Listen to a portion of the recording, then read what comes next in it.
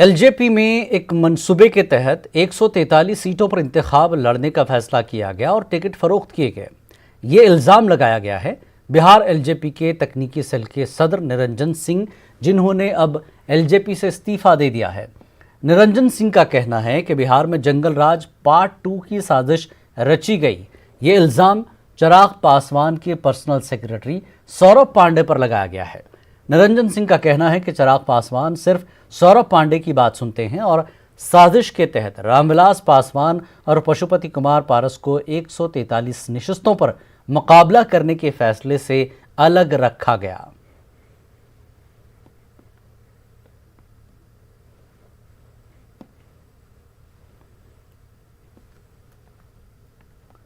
लेकिन मैं आज इनके कार्यकलाप को देख करके, जो पिछले 9 दिन से चल रहा है, मैं आज अपना इनके पार्टी से और पद से इस्तीफा देता हूं।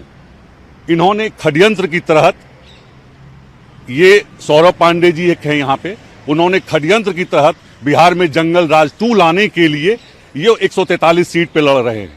क्योंकि अगर कम सीट पे लड़ते तो आज एनडीए की सरकार बनती, लेकिन ये क्योंकि इनको ज्यादा सीट इसलिए चाहिए क्योंकि कम सीट में कार्यकर्ता को तो मिल जाता, लेकिन ज्यादा सीट इसलिए चाहिए कि इनको टिकट बेचनी थी।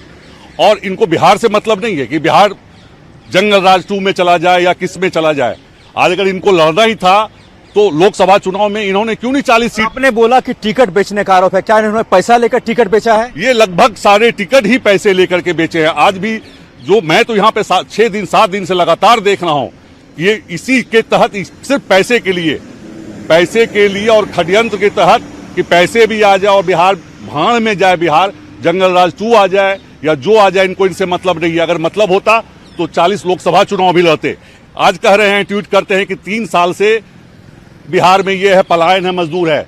और तो 3 साल से था तो पिछले साल इन्होंने क्यों गठबंधन करके और जब इनको अपने जीतने थे तो क्यों गठबंधन में आकर के और सरकार मतलब एमपी बने। और उन्हीं लोगों की मदद से हमारे माननीय, जिनका मैं आज भी बहुत सम्मान करता हूं, माननीय रामविलास पासवान जी राज्यसभा के सदस्य हैं, लेकिन उनको भी इन्होंने, सौरभ पांडे जी ने और लोगों ने षड्यंत्र की तरह अस्पताल। सौरभ पांडे कौन है? सौरभ पांडे कोई नहीं है, एक समझ ली पार्टी में तो कोई पद नहीं है उनका, लेकिन चिराग जी के असिस्टेंट हैं, लेकिन अभी सर्वे सर्वा बने हुए हैं। लोक जनशक्ति पार्टी के तकनीकी सेल के सदर निरंजन सिंह ने खुद अपनी पार्टी पर संगीन इल्जाम आयद किए। निरंजन सिंह चिराग पासवान के पर्सनल सेक्रेटरी सौरभ पांडे पर टिकट को बेचने का इल्जाम लगाया। तमाम पार्टी के कौमी जनरल सेक्रेटरी शाहनवाज कैफी ने निरंजन सिंह के तमाम इल्जामात को मुस्तरद कर दिया। उनका कहना है कि टिकट नहीं मिलने और मीडिया में रहने के लिए वो इस तरह की बयानबाजी कर रहे हैं। वाज़ेह रहे, निरंजन चौधरी ने एलजेपी से इस्तीफा दे दिया है।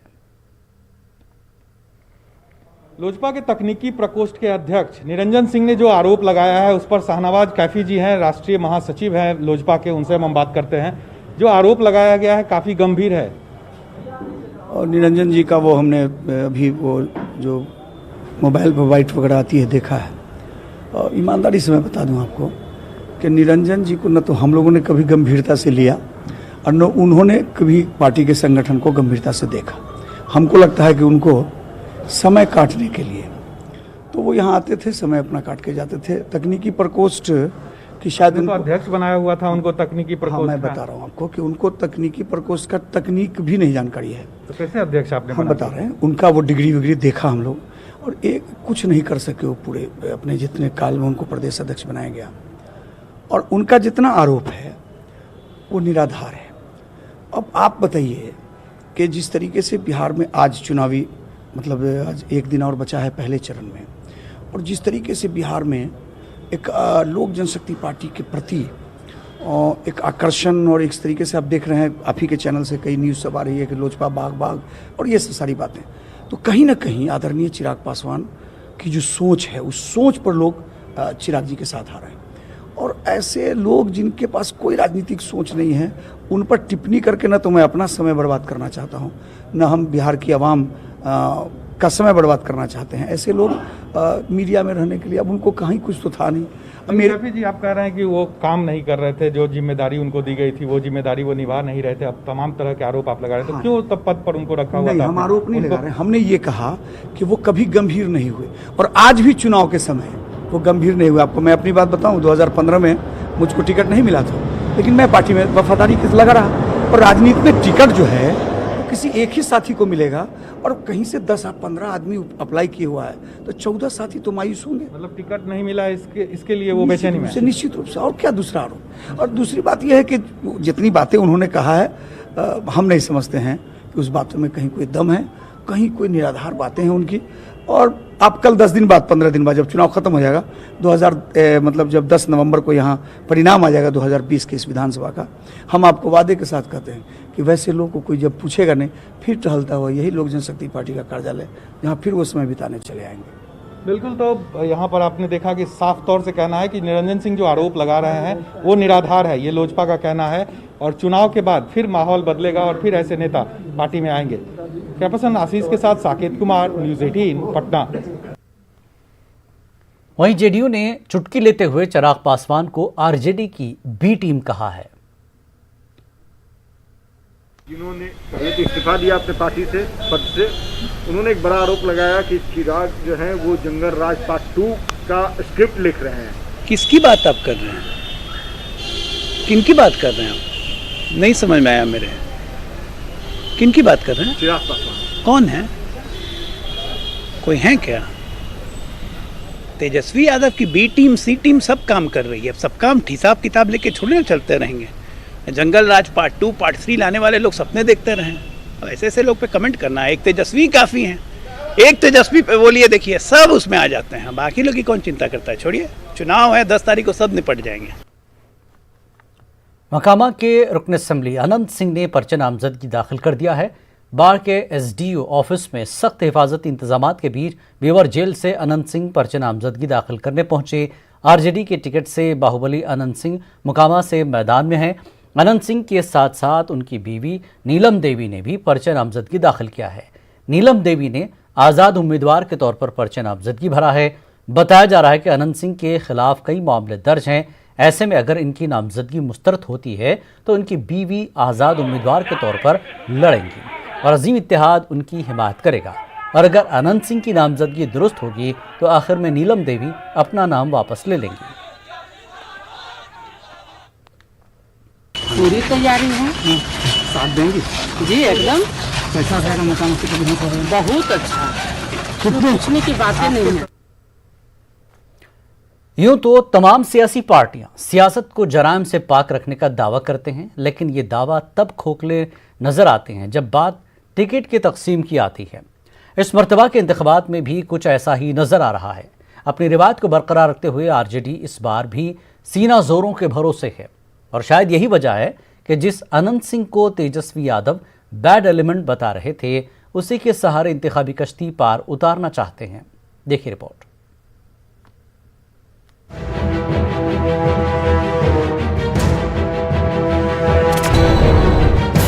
लालू प्रसाद यादव का बड़ा जनाधार है, वो आना चाहते हैं। अनंत सिंह आना चाहते हैं। और आपके जीतनराम मांझी साहब ने भी कहा कि अगर वो आते हैं स्वागत करते हैं। प्रताप जी ने कहा कि अगर वो आते हैं तो स्वागत है उनका। देखिए, कौन क्या कह रहा है, नहीं कह रहा है, नहीं कह रहा है। हमारे पार्टी में ऐसे लोगों की लिए कोई जगह नहीं होनी चाहिए। जो हमारी विचारधारा है हमारी पार्टी की, उससे विपरीत उनकी विचारधारा है। और आप देखिएगा जिस प्रकार के जो बैड एलिमेंट्स हैं उनको हम पार्टी में कतई नहीं आने देंगे। पिछले साल लोकसभा इंतखाबात के दौरान तेजस्वी यादव अनंत सिंह को बैड एलिमेंट कहकर आरजेडी में नो एंट्री और मलामत कर रहे थे। आज वही तेजस्वी अनंत को मोकामा से चुनाव लड़वा रहे हैं। जी हां, कभी नीतीश के करीबी रहे अनंत सिंह इस बार आरजेडी का लालटेन थामकर मोकामा से इंतखाबी मैदान में उतरेंगे। हालांकि आरजेडी में शामिल होने और तेजस्वी यादव को वज़ीर-ए-आला बनाने का ऐलान अनंत सिंह ने 10 सितंबर को ही कर दिया था, जब उन्हें अदालत में पेशी के लिए लाया गया था। विधानसभा चुनाव नजदीक है, समर्थक जानना चाहते हैं कि इस बार दादा किसके सीट पर और कहां से कुछ कर रहे हैं। हम लड़ेंगे लालू यादव के सीट से। और क्या कुछ कहेंगे सर, क्या कुछ कहना चाहेंगे अपने लोगों को? क्या तेजस्वी जी मुख्यमंत्री होंगे, होल है, पूरी तरह से समर्थन रहेगा आनंद? हाँ, पूरी तरह। सवाल यह है कि जो तेजस्वी अनंत सिंह को बैड एलिमेंट बताते थे, तो क्या अब वो गुड एलिमेंट हो गए? शहाबुद्दीन, रामा सिंह, आनंद मोहन, राजवल्लभ यादव, अरुण यादव और अब अनंत सिंह। आरजेडी को चुनाव जीतने के लिए क्यों सीना जोरों की जरूरत पड़ती है? इन सवालों को लेकर हुक्मरान जमात आरजेडी पर हमलावर हैं। वहीं आरजेडी के पास कोई ठोस जवाब नहीं है। बड़े नेताओं में शहाबुद्दीन रहे हो, राजवल्लभ यादव लंबे समय तक बचाने की कोशिश से आरजेडी की ओर से हुई और सजायाफ्ता होने के बाद भी उनकी धर्मपत्नी को भाजपा टिकट से सम्मानित कर दिया गया और आज अनंत सिंह आरजेडी के उम्मीदवार हो रहे हैं। तो यह प्रत्याशित कुछ भी नहीं है, दरअसल यही चाल चरित्र और चेहरा आरजेडी। तमाम गुंडे, लफंगे, अपराधी और जिन लोगों के खिलाफ इन लोगों ने मुहिम चलाया, उनको इन्होंने पार्टी में शामिल कराकर सुशोभित करने का काम किया है। नेता जो एनडीए में रहते हैं, बीजेपी जेडीयू में रहते हैं, वो बेस्ट एलिमेंट होते हैं और जैसे आरजेडी में आते हैं वो बेड एलिमेंट कैसे हो गए? कल तक वो कहाँ थे? उस समय कोई सवाल खड़ा नहीं कर रहा था। लेकिन आप ही के नेता तो बैड एलिमेंट बोले थे अनंत सिंह के बारे में। देखिए, ऐसा है कि अगर इस पर जाइएगा तो आदरणीय प्रधानमंत्री जी ने आदरणीय मुख्यमंत्री जी के लिए क्या क्या बोला था, सारा कैसेट निकाल लीजिए। जाहिर है आरजेडी लाख सफाई दे, लेकिन तेजस्वी का जो नया बिहार का नारा है वो क्या सीना जोरों के भरोसे पूरा होगा? जानकार मानते हैं सीना जोरों को टिकट देने से तेजस्वी के नए बिहार के नारे को लोग खोखला ही मानेंगे। तेजस्वी यादव ने कहा है कि हमारे जो पहले का जो राजद का जो शासन था, जिसके बारे में लोगों के प्रति एक अच्छा भावना नहीं है, उसके अच्छे एक याद नहीं है, हम उस छवि को सुधार के एक नए एक युवा के लिए युवा बिहार, एक अच्छा बिहार बनाने के लिए आए हैं। मगर उसमें उस तरह के लोग हैं जो कि उस शासन काल में इस तरह के बाहुबलियों का जो वर्चस्व था, अगर उन लोगों के साथ ये नया बिहार बनाने की बात करते हैं तो लोग को लगेगा कि ये बात शायद खोखला नारा है। सीना जोरों का सहारा सभी पार्टियों ने लिया है, किसी ने कम तो किसी ने ज्यादा। बहरहाल देखना यह है कि सीना जोरों के कांधे पर सवार होने वाले तेजस्वी को अवाम तस्लीम करते हैं कि नहीं। Bureau report, news 18 Urdu. Hindustan Awami Morcha के सदर जितेंद्र राम मांझी ने इमामगंज सीट से पर्चे नामजदगी दाखिल किया है। जितेंद्र राम मांझी की पार्टी एनडीए में शामिल है और इस बार हम बिहार की 7 सीटों पर इलेक्शन लड़ रही है। पर्चे नामजदगी दाखिल करने के बाद मांझी ने कहा कि इलाके की तरक्की उनकी पहली तरजीह होगी। इन लोगों की एक ही इच्छा रहती है कि हम शांति से रहें, कोई इधर उधर का झगड़ा नहीं हो, केस मुकदमा में न कोई फंसावे न कुछ फंसे। ये 5 साल इसी तरह से एकदम निर्विघ्न रहा। यहाँ का बच्चे कहता है कि शांति स्थापना हुई है, इसलिए मांझी जी एक बार और रहे हैं। इसी कारण है कि यहाँ हमने आज फॉर्म भरा है। इंतखाबी जंग में एक बार फिर आपका खैर मकदम है। अब बात एक ऐसे लीडर की जिनके बारे में ऐसा कहा जाता है कि आरजेडी में उनकी शमूलियत से पार्टी के सीनियर लीडर रघुवंश प्रसाद को इतनी तकलीफ हुई कि उस सदमे ने रघुवंश जी की जान ले ली। जी हाँ, हम बात कर रहे हैं रामा सिंह की।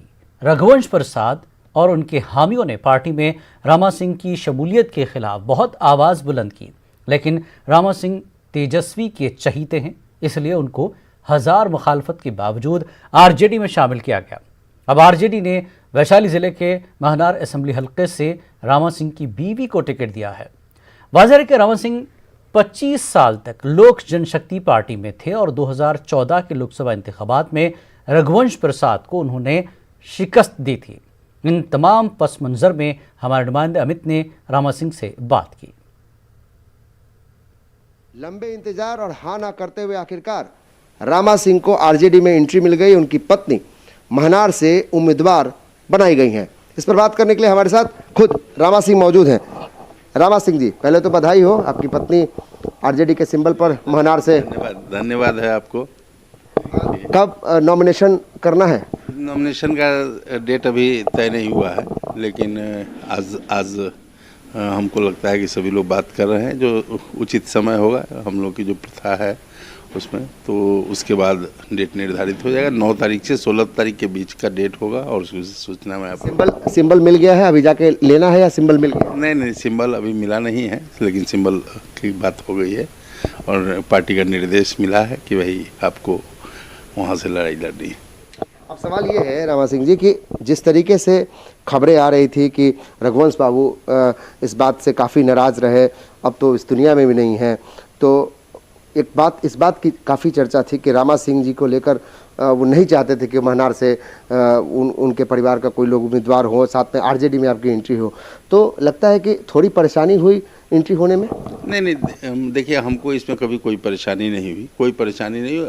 हमने लॉकडाउन के पहले की बात है, और सबसे पहले तो मैं आपको बता दूं कि मैं लगातार राष्ट्रीय जनता दल की विचारधारा से सहमत होकर 2015 का जो विधानसभा का चुनाव था उस समय भी मैं राष्ट्रीय जनता दल के साथ था।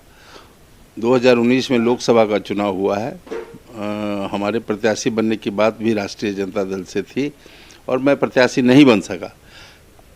उसके बावजूद भी मैं राष्ट्रीय जनता दल के जो उम्मीदवार थे उनके लिए मैं जहाँ तक हमसे हुआ है मैं प्रचार किया हूँ और घुमा हूँ, लोगों को कोशिश किया हूँ कि राष्ट्रीय जनता दल की तरफ उनका झुकाव हो और राष्ट्रीय जनता दल के विचारों से हम लोगों को अवगत कराए। लेकिन रघुवंश बाबू के चलते आपको थोड़ी देरी हुई। रघुवंश बाबू आपसे नाराज रहते हैं?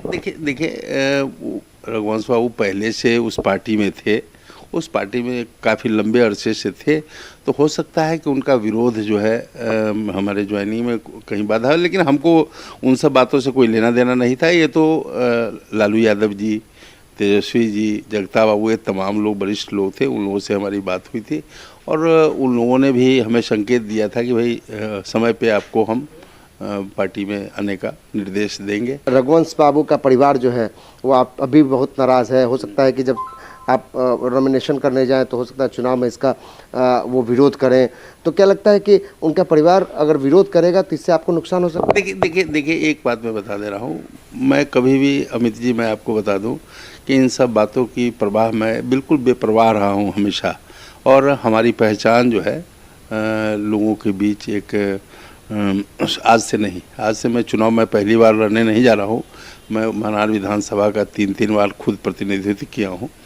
उसके पहले 1990 में भी मैं चुनाव लड़ा था, उस समय भी रघुवंश बाबू थे और उन्हीं के ही भाई हमारे हमसे लड़ रहे थे और वो हार गए थे और मैं लगातार वहाँ करते रहा हूँ। तो इन सब बातों की कभी हमको फिक्र नहीं रही। उनके परिवार से अगर वोट मांगने जाना होगा तो अपनी पत्नी के साथ जाएंगे उनके घर? नहीं, बिल्कुल। देखिए हमारा रघुवंश बाबू से कभी वैसा कोई मतभेद नहीं रहा। ठीक है, वैचारिक मतभेद रहा है, वो दूसरे दल में थे, मैं दूसरे दल में था और हम लोग चुनाव लड़े हैं। वो भी, उनके भाई भी हार गए हमसे चुनाव, वो रघुवंश बाबू भी हार गए चुनाव, लेकिन मैं कभी भी इस बात की चर्चा जो है ऐसे नहीं किया। नहीं, घर पे जाने की। बिहार कांग्रेस में सदानंद सिंह एक मशहूर नाम है। भागलपुर ही नहीं, बिहार की सियासत में सदानंद सिंह का दबदबा रहा है। इस मर्तबा इंतखाबात में सदानंद सिंह की जगह उनके बेटे शिवानंद मुकेश इंतखाबी मैदान में है। देखना दिलचस्प होगा कि भागलपुर के अवाम सदानंद सिंह का इस मर्तबा कितना साथ देते हैं।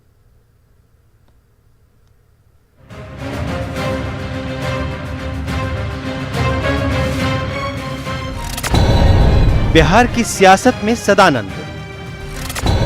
सदानंद दिलाएंगे कांग्रेस को आनंद। इस मर्तबा चुनाव नहीं लड़ रहे हैं सदानंद ने अपने बेटे को सौंपी है विरासत। सदानंद सिंह बिहार कांग्रेस का एक मारूफ चेहरा है। वजीर से असेंबली स्पीकर तक का सफर कर चुके सदानंद बाबू 1969 में भागलपुर के कहलगांव से इलेक्शन जीतकर पहली बार असेंबली पहुंचे। सदानंद सिंह कहलगांव असेंबली सीट से 12 मरतबा इंतखाबात लड़े और 9 बार जीते। पिछले 2 असेंबली इंतखाबात में वो भागलपुर से 100% नताइज देते रहे हैं। इस बार सदानंद सिंह असेंबली इंतखाबात नहीं लड़ रहे हैं, उनकी जगह उनके बेटे शुभानंद मुकेश मैदान में हैं। वो चुनाव ना लड़ के भी समझें कि भागलपुर जिला में सदानंद सिंह ही चुनाव लड़ रहे हैं। वो संगठन के लिए सर्वोपरि हैं, संगठन के लिए वो हमेशा तत्पर रहते हैं और संगठन के दिए गए प्रत्याशियों को जिताने के लिए वो अथक परिश्रम करते हैं। बिहार में बुरे वक्त में कांग्रेस की हिमायत करने वाले सदानंद सिंह इस बार किंग मेकर के किरदार में हैं। भागलपुर जिला कांग्रेस पार्टी का मजबूत गढ़ समझा जाता है। कांग्रेस के इस किले को बरकरार रखने में सदानंद सिंह का अहम किरदार है। कांग्रेस एमएलए अजीत शर्मा भले ही इंतखाबात नहीं लड़ रहे हैं, लेकिन भागलपुर के आवाम में उनकी साख अभी भी बरकरार है। इस असेंबली इंतखाबात में भी कांग्रेस पार्टी को फायदा होगा। अरे उन्होंने काम किया है, काम आवाज देता है। जनता क्या चाहती है? व्यक्ति कैसा है, विकास करता है कि नहीं? कोई खाना नहीं देता किसी को। अगर विकास आप कर रहे हैं, सबों को एक साथ लेके चल रहे, चाहे किसी भी जाति का हो, गरीब हो, अमीर हो, किसी भी संप्रदाय का लोग हो, सबको अगर लेके चल रहे हैं, जनता उसको वोट देती है। फिलहाल भागलपुर की 7 सीटों में से 2 पर कांग्रेस का कब्जा है। पार्टी को भरोसा है कि इस बार सीटों के इस आदादुश्शुमार में इजाफा होगा। किंग मेकर का किरदार अदा कर रहे सदानंद सिंह के करिश्मे से पार्टी को फायदा मिलेगा, लेकिन असल में क्या होगा ये तो 10 नवंबर को असेंबली इंतखाबात के नताइज से ही पता चलेगा। Bureau report, news 18। Mukesh Sahani की पार्टी वीआईपी को 11 सीटें मिल रही हैं। 9 सीटें कंफर्म कर दी गई हैं, जबकि 2 सीटों पर बात चल रही है। पटना में एक प्रेस कॉन्फ्रेंस में इसका ऐलान किया गया, जिसमें बीजेपी रियासती सदर डॉक्टर संजय जायसवाल और नायब वज़ीर आला सुशील मोदी भी मौजूद रहे।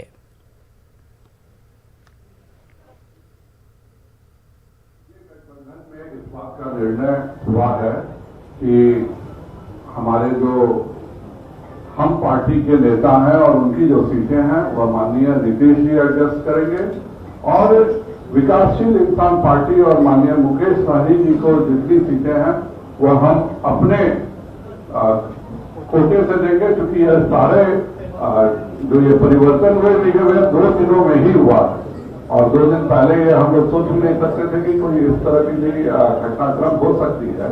तो इस 2 दिनों में हम लोगों ने परिवर्तन हुआ। हम सबों ने यह निर्णय लिया है कि हम माननीय मुकेश सहनी जी को अपने साथ गठबंधन का हिस्सा और भारतीय जनता पार्टी अपने हिस्से की सीटों में से इनको देगी, और हमने यह निर्णय किया कि हम इन्हें 11 सीटें देंगे और भविष्य में एक विधान परिषद की भी सीट माननीय मुकेश सहनी जी को देने का निर्णय भारतीय जनता पार्टी ने अपने हिस्से से किया। गठबंधन के मजबूत साथी थे, उनके साथ चलने का, लेकिन आप सबको पता है कि उन्होंने भी हमें मीठी मीठी बातें कर और मजबूती से आगे लेके चलने का काम किया, और उनके मन में पहले से ही छल था, कपट था, और जब अभी महागठबंधन का जब सीट अलॉटमेंट का समय आया तो आप लोगों ने देखा किस तरीके से हमारे साथ छल करने का काम किया, कि सारे सहयोगी जो 4 दिन पहले गठबंधन में आए, ऐसे सहयोगी को उन्होंने घोषणा कर दिया नाम का और संख्या का, और मेरे साथ कहीं ना कहीं छल किया। एक अति पिछड़ा का मल्ला का बेटा को पीठ में खंजर भोंकने का काम किया, धोखा देने का काम किया। और भारतीय जनता पार्टी है जिसमें अति पिछड़ों को हमेशा सम्मान देने का काम किया। पिछले विधानसभा चुनाव में भारतीय जनता पार्टी ने 25 अति पिछड़ों को टिकट दिया था, इसे 12 लोग जीत कर आए, और ये कांग्रेस पार्टी जो 43 सीटें लड़ी बिहार में, एक भी अति पिछड़ा को टिकट नहीं दिया भारतीय राष्ट्रीय कांग्रेस ने, और राष्ट्रीय जनता दल ने मात्र 5 टिकट दिया, और जनता दल यू ने 16 टिकट दिया। ये जो बीजेपी और जनता दल यू का जो गठबंधन है, इसलिए हमेशा अति पिछड़ों को सम्मान देने का काम किया है। इंतखाबी जंग में फिलहाल इतना ही। मज़ीद ताज़ा खबरों के लिए आप लॉगिन कर सकते हैं हमारी वेबसाइट news18urdu.com पर। आदाब।